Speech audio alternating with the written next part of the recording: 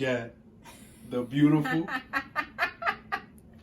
the intelligent, the polarizing, and the person that like to shake shit up. We got Nya Fuentes at G Code Conversations. Welcome. Thank you for having me. All That right. introduction was too much. You know, we here to shake shit up like you usually do. You know what I'm saying? I wouldn't say me as much. But my first question to you is gonna be like, okay, tell me about yourself. Where and how did you grow up? I grew up on the east side. St. Louis, east side of St. Louis. St. Louis is just everything on the other side of the water. Is the east side. So I grew up on the east side. How did I grow up? I had a good life. Despite what people may think like about the east side, it's a nice place on the east side, and I had a good life. Growing up, I traveled internationally a lot. For the most part, I went to private schools. Had good shit. So you grew up with both parents, right? Yeah, I grew up with both parents in my house. I grew up with my mother, my actual mother, and my father are still married. So yeah. Right. So explain to me how your mama and your daddy influenced you. Like, how do you get the best of both worlds out of having both parents? My dad, he's just like my dad taught me a lot. Like, I think girls need their father. My dad taught me a lot about how to be a woman, how to stand 10 toes down, like how to just be self-sufficient. Like, I know like the world is kind of moving crazy and women are kind of, jumping into a male role, but my mom still taught me how to like be a woman and be able to allow a man to be a man too. So I think that's the good dynamic that I learned from both of my parents together. And my dad taught me how to be strong and how to stand on my own, and my mom taught me how, she alpha female. Yeah. They bump heads. Their birthdays like a week apart, so they bump heads all the time. But she allowed him as much as she want to do his thing. Yeah. So yeah. That's dope, cause like I first met you at a park over in Florissant with A Game and Tristan, and I don't know if you remember, but it was just small interaction or whatever. And I always be telling Tristan like, cause he was like, we'll go hang out with Nya and all that, and I'm like, cool. But like every time I had an interaction with you, it was just like I didn't know how to engage. You know what I'm saying? Because of maybe my perception of you at first, and then even in that day at the park, you was on some shit because you had, I guess, maybe a boyfriend in a car one day, and you was like, you said, this nigga getting on my nerves. And I was just laughing, so I was like, man, let me mind my business. You know what I mean? I don't even know who that was with me, but I knew he probably had to be getting on my nerves. That's when I had the black Benz. I think it was a black Benz. Yeah. We was over in Florissant. But to get back into something else, I wanted to ask, like, I know that you are an entrepreneur, and you have different businesses or whatever like that. So, what made you passionate about entrepreneurship? Well, I grew up like my grandparents is married too. Both of my grandparents on both sides. So my grandfather on my mom's side, I grew up around him a lot, and he had multiple businesses. I remember. He had a gas station. Everybody want the Arab niggas that got the gas station now. Now, my granddaddy he was the gas station nigga. So he had a gas station. He had a window washing business. Actually, they had like contracts all around downtown St. Louis for the big skyscrapers, stuff like that. So, my grandmother, she also had a business. She used to work. A lot of people don't know. St. Louis used to have a big fashion district, textile, hat making, shoe making, brown shoe company still here. My grandmother, in her first marriage, she wasn't allowed to have no job. Women didn't work back then, and she used to go sneak and work. And she got a job down at one of the factories downtown. They used to make clothes for Saks Fifth Avenue, and she used to hustle them clothes. Like, she used to buy regular clothes, anything that she could like get for the free or whatever. She would take those back to the block and sell them to people in the neighborhood. And she was a really, really fashionable woman. And She started a clothing store. So that's another thing I see. Like, I see you real passionate about fashion too. Is that where your sense of fashion came from? Yeah, my mama, like, before me, my mama was the girl. Like I said, my grandmother used to work for Saks Fifth Avenue. Yeah. My mother and her sister all decked out in the finest shit. They was like, once upon a time, East St. Louis was like a real prominent area. It was like an all-white area. And my mom's kind of like older than a lot of people my age. My dad's 70, my mom's almost 70. So they grew up in a different time. Like, she was like, I remember we was the first people at high school to have color shoes. Like, that was a thing. Like, you had colored tennis shoes. You had more than just white and black tennis shoes. Like, that's some shit like only rich people had at the time. So, yeah, she was like super into fashion. She still is. She want me to take her to Paris Fashion Week, so I'm gonna take her. That's dope. Cause like I said, like, my perception of you seem like a very alpha woman. Mm-hmm. I would consider you an alpha woman based off of, me being around your presence a few times. You know what I mean? Like, seeing some of the things that you may say, and I heard you say that about your mom and your grandma. Like, even though your grandma probably didn't have to work, she did it anyway. You know what I mean? So that will of independence and wanting to do it for yourself still, like, I can see where you get that will from. So I noticed that you're not only big on social media, but you do blogging. So what made you want to become a blogger? You know what? I should have did it a long time ago. Actually, I had like a YouTube channel when I first like started like making clothes. Remember, I had the t-shirts with the guns on them. And I first started making clothes. I actually would like give people updates through YouTube, like of my like how my clothing process is going, like when I was gonna get restocks and stuff like that. And I never, like, a long time ago, that was probably like in 2009, 2010. I never even looked into YouTube like, oh, you can make money off of this, because it was like back then YouTube was like not YouTube now. Right. I was like, damn, I wish I would have kept going from then to now and seen myself progress over a decade versus just I started my channel May of 2019. But I started because I get a lot of attention on like my other social media, whether it be Instagram, the thirsties be on Instagram. They just there for the pictures. Right. But on Facebook, they be there for me talking, the shit that I talk. So I had went viral like a few times, and I'm like, fuck it. I'm just gonna start a YouTube, and I have to get myself out of like my own head sometime with YouTube, because I haven't posted in a month, and that's probably gonna be an ongoing problem. I'm getting one of myself subscribers too, so I'll be paying attention. Yeah, so I have to force myself to.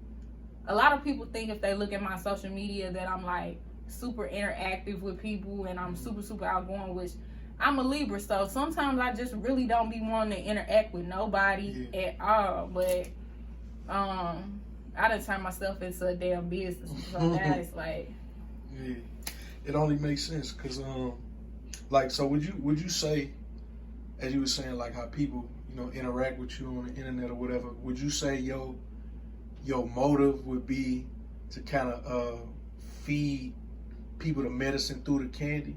Like, you engage a certain thing, or maybe like you said, you be in your own head sometimes. So whatever you may say, them just probably your own thoughts randomly that you have. And all the time, whatever I say, like a lot of people that probably like never met me or don't know me for a long time, they probably think I just be saying stuff for attention. Right. But people that knew me, I went to daycare at Cavalier Daycare in the Gumpers on the east side. People that know me from the Gumpers on the east side, they like, you're exactly the same as you was when you was 3 or 4 and 5 years old. Right. You do the exact same shit. And I don't know how to be like, I don't have no filter. I wasn't raised like that. My parents raised me, say whatever you gotta say, just don't disrespect us. I don't give a fuck if you disrespect nobody else. Right. So I get disrespectful sometimes, but that's I mean, I think it be warranted. I don't get disrespectful unwarranted. I think when people actively be disrespectful to me, then I'll be like, it's go time. So it just is what it is. Yeah, cause like I say, like okay. So what I mean is, like, you know how we get on there for shits and giggles sometimes, and you know what I mean. Like that the social media, to me, it kind of created a lot of social awkwardness with people that you may interact with on there, but when you're out in public, you know what I mean, it's just a little weird thing. Yeah. So I figure maybe you do it because you trying to illuminate something greater than just some of the small shit that they see on the internet. I mean, I go back to the duality thing a lot. Right. I think Libras is really, really big on duality. Like, yeah, I do be like, I hate the term woke, but I am like socially aware, socially conscious about a lot of stuff going on, and I read a lot. A lot of people don't read a lot. So if you don't read, you don't know what the fuck's going on. Everybody telling you what's going on. So I do be trying to, you know, catch people's attention with certain things that actually matter. And then the other half of my duality is like, this shit funny. I think it's a dope balance. You hear me? Like I heard Charlamagne say, having ratchetness and righteousness. Yeah. I feel like it's a dope ass balance. But what drew me to you was the fact that I can see that next level. You know what I'm saying? To where you actually moving optimally outside of this shit. Yeah, you know what I'm saying? Because I see you post like certain business things and, you know what I mean, different articles that, you know, you go and read, because a lot of people just don't read some of this shit. They just be posting shit from, like, thinking it's current, and they posted that shit in like 2014 or something. You know what I'm saying? So I think the thing about me with that kind of balance thing is like, a lot of people is not gonna listen. I went to college. I got a master's degree. I don't know if I'm gonna take my doctorate or PhD. I'm weighing it out, but I already got accepted to all that shit. But I realized that my friends can't go to places I go. And that includes like wherever I go, like around the country. Some people can't go in these classrooms, and some people can't go in a workplace like I go in a workplace.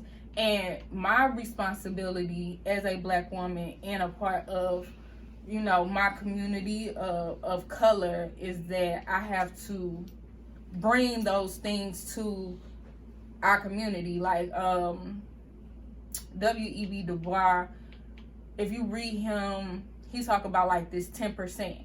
And it was like 10% of African American people that was supposed to go get educated and go get all of the higher learning and bring stuff back to the people who was disenfranchised. So I always kind of like, when I started getting into African American literature and all of that stuff, I was like, nigga, you the 10%. But it's the 10% like people, you have to be on facing to people that look like you. So you have to look like them, you have to talk like them, you have to present yourself as an ally. Or else they're not gonna receive you. Like if I come in like, you know, if I come in looking like a op, nobody's fucking with me. And they're not gonna listen to what I got to say, even if it's valuable or not, they're not gonna listen. But if I be like talking, if I you know, if I observe them and I, you know, kind of, I don't know, I guess I say I'm a versatile person. So if I like, you know, if I like, adapt to that situation, then they gonna be like, oh yeah, damn, she probably said something. Let me look into that. But yeah, that's dope, because Bruce Lee had a quote back in the day where he said, "Be like water." So that means take the shape or form of any environment or anything that you're involved in, become that, and then you'll be able to speak that language. I think that's dope. So I also see that you big on traveling too. You know what I mean? Like, tell me, why do you travel? Why does that interest you? I am a learner. My mama a teacher over 45 years. So I ain't never stopped learning. I'm never going to stop learning. The best way to know something about yourself is to go out and see other things. A lot of people only go like around their neighborhood. They know their block very well. They don't know stuff outside of their hood. So that's crippling to a lot of people, if you don't know anything that's going on outside of these like 10 blocks, your head is just in those 10 blocks. And you can't go no further. Right. Like, the world is so big. My head is big. Right. Like, physically, mentally, my head is big. So I can go wherever I want to go. And I can do whatever I want to do. I'm not in those 10 blocks. So that's why I travel, because, shit, I want to learn stuff about myself. Like, I went to Thailand for 2 weeks last year. And I lived with a girl that was from Thailand when I was in art school. We lived together for like 6 months. And I never even thought about going to Thailand. She would always be like, girl, whenever you come out here, I'm like, I ain't know, I'm broke. Right. I'm a broke college student. Your ass the rich when you came over here. Right. But I ain't broke. I ain't no broke ass college student no more. So I went over there and I found out a lot of things about myself. But it's crazy, the things that if you force yourself outside of your perimeter, whatever, if you put those perimeters there, or society put them there, or whoever, if you force yourself out of those perimeters, it's kind of crazy, like things that you discover and things that you didn't even know that was a part of you. So that's why I like traveling. All right, that's dope. So what's the your favorite place that you probably been, like, or what taught you the most? What place taught you the most?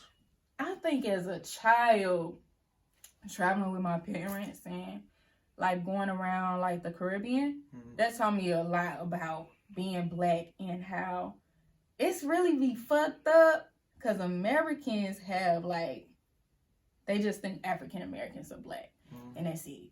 Yeah. And they don't think outside of like, damn, I could speak other languages and still be Black, or I could come from an island and still be Black, or I can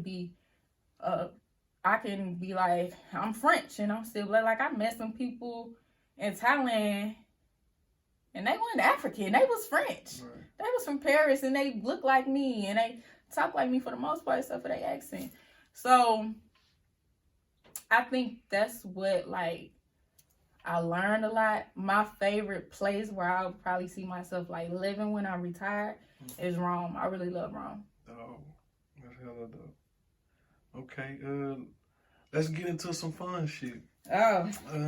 So last year, I believe it was, you was on live and you do a podcast called Two Men and a Lady, I believe. Okay. And it was this moment where you blew up on a motherfucker. It was a dude up in there, and I think y'all was talking about politics. Explain to me that situation and what got you to, lose your cool. Well, thanks to Tristan for giving me the opportunity to Two Men and a Lady. But he knew from the beginning that Fess was not going to be the person that meshed well with the group.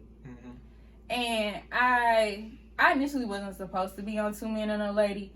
Actually, T-Love, who was Nelly's ex-manager, and Tristan, they had me come in for an interview in 2018, November 2018, and they loved the way I spoke and how captivating I was so much that they was like, you want to come every week? Right. So I was like, sure, I ain't got shit else to do.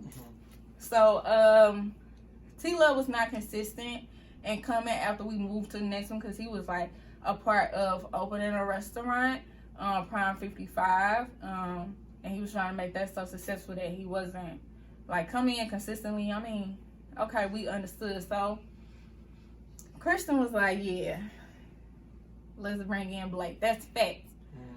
So let's bring in Blake. And I'm like, because he's and it's crazy because all of us was Libras. My birthday on the 3rd, Christian birthday is I'm October 3rd, Christian birthday October 4th, but Fast is one of them motherfucking September Libras. And I was like, he be taking stuff to the extreme all the time. And his issue is that he just want to talk. He just want people to hear him. He don't give a fuck what the fuck he talking about. So that's not my thing. We on a podcast to talk about an issue, and you saying, I don't give a fuck about that. I don't give a fuck about that. I don't give a fuck about that. Well, now you're pissing me off because we do this shit every week, and now you're wasting my time. So I ended up like getting pissed off, and it just was what it was. So you feel like it was a conversation like where he wasn't hearing you or wasn't trying to hear or understand? It wasn't even that. It was a combination of a lot of things at the time. Like, he aggravating.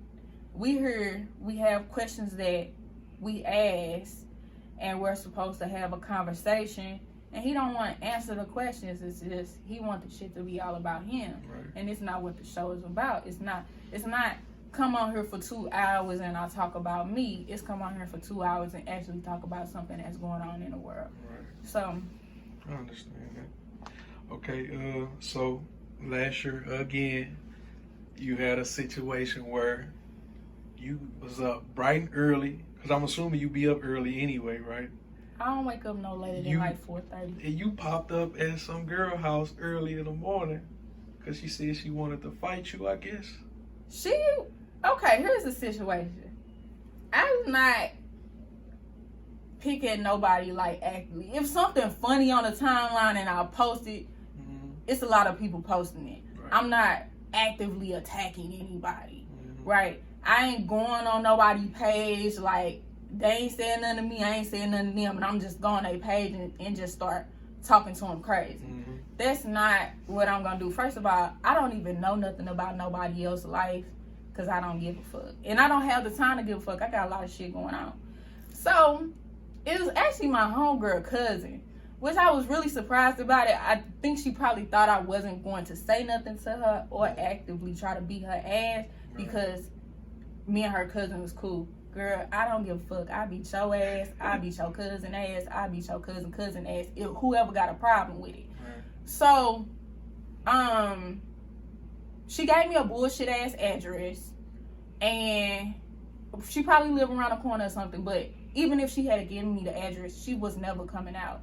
But I mean, you talked all that shit. She talked to me for like over 48 hours.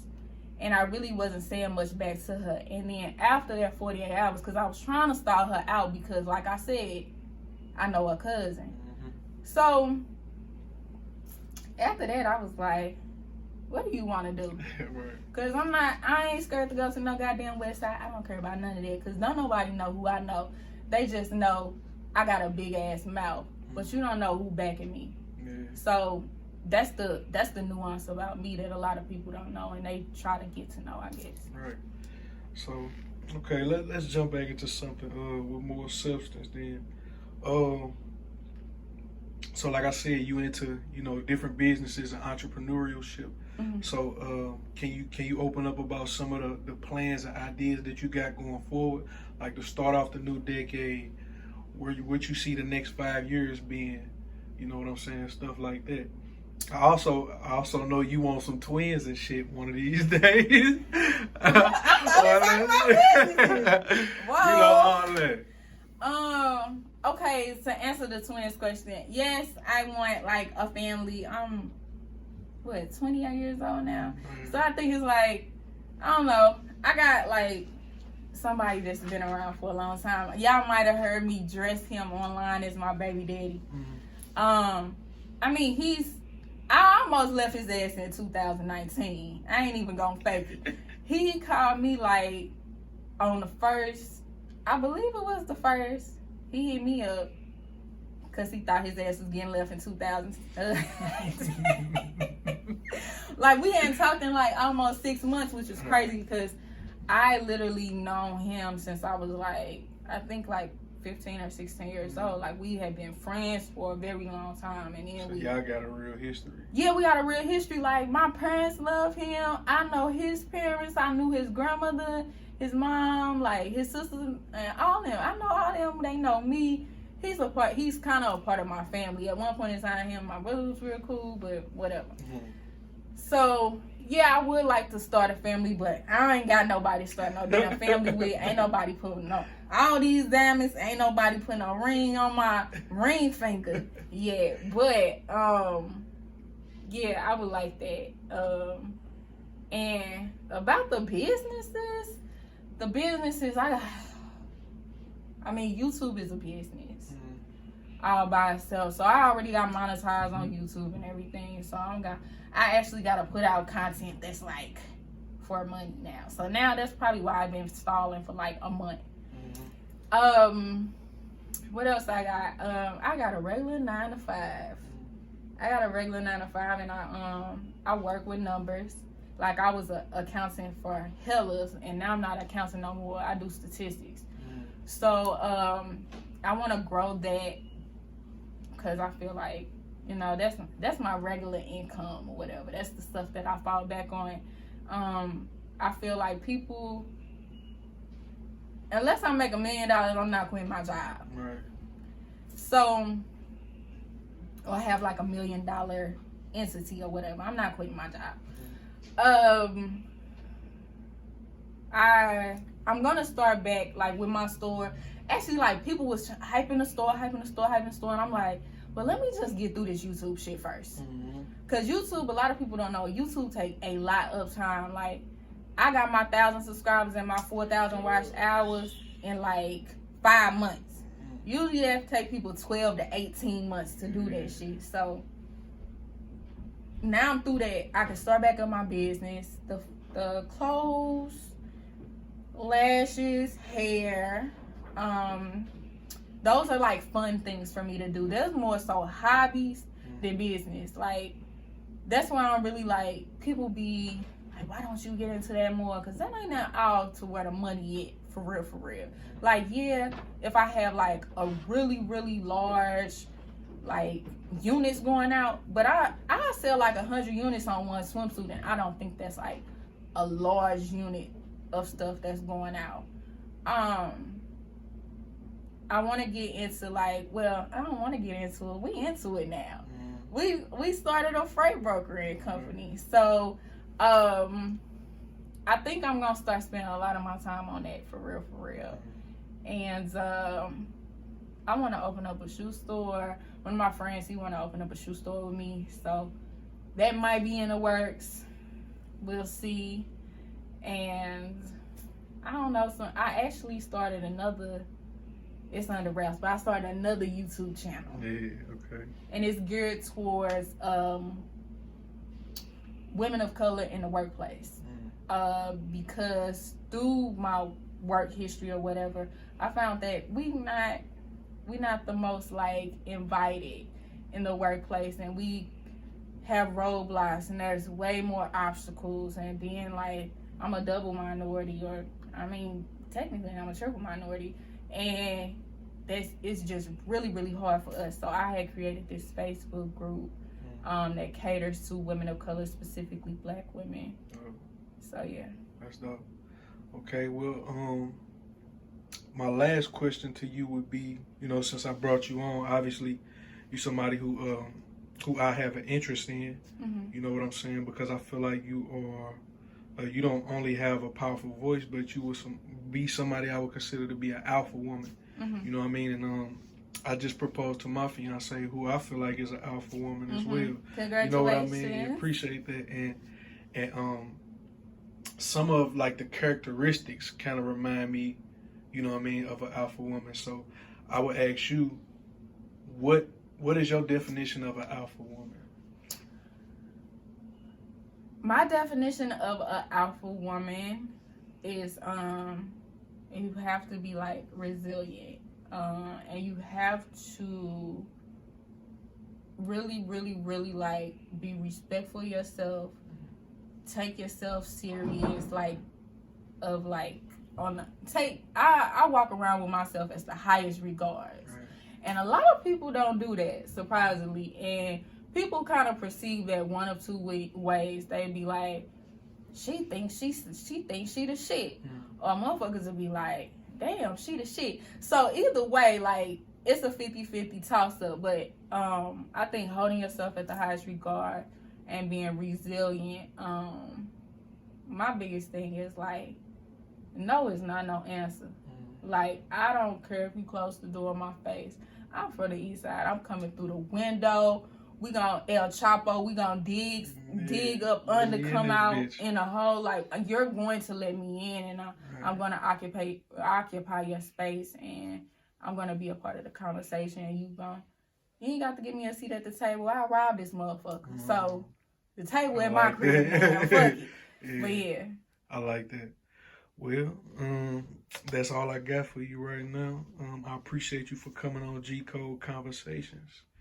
And if you want to give me your social media and all that. Oh yeah. My Instagram is Nya.Fuentes. My Facebook, like my big phone on Facebook is Nya Fuentes. My Twitter is Nya Fuentes. And my YouTube, that's the most important. I should have led with that. Yeah. My YouTube is just JUST Nya, NYA. And yeah, that's all of them. Appreciate that. Appreciate you for coming through.